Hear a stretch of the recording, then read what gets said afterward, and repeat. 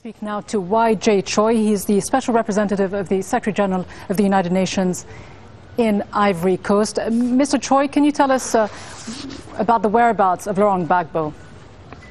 No, globally, the war is over,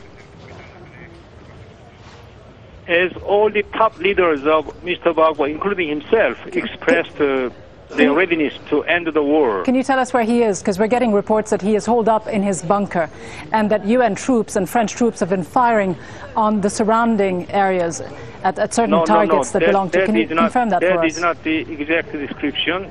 He has been abandoned by all his advisors and generals. He's alone with his handful of family members and aides in his basement, bunker basement, and he is ready to surrender. He is ready to surrender. Has he confirmed that to you? What would be the terms of his surrender?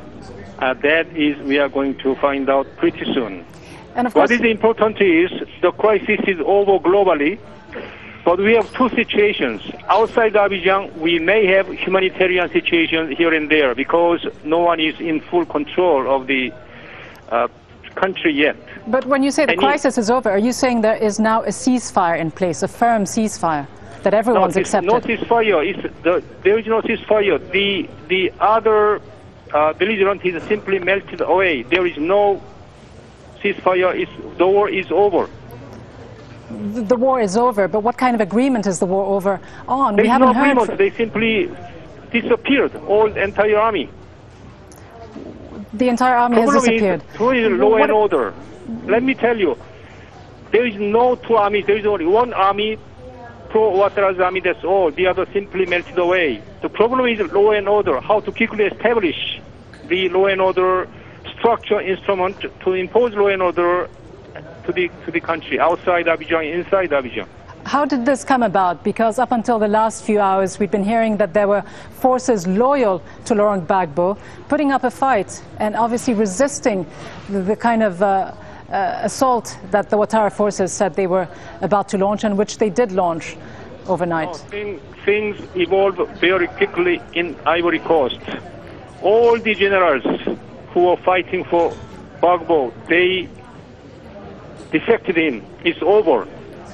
Here is no army. There is no fighting. Well, let me ask you then about. Let me ask you that. There can be some sporadic fighting here and there who have not yet received to surrender.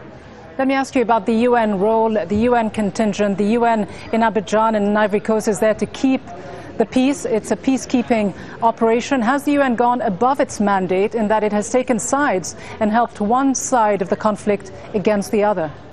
That is totally wrong information you have. We are still impartial militarily. We have never break away this principle.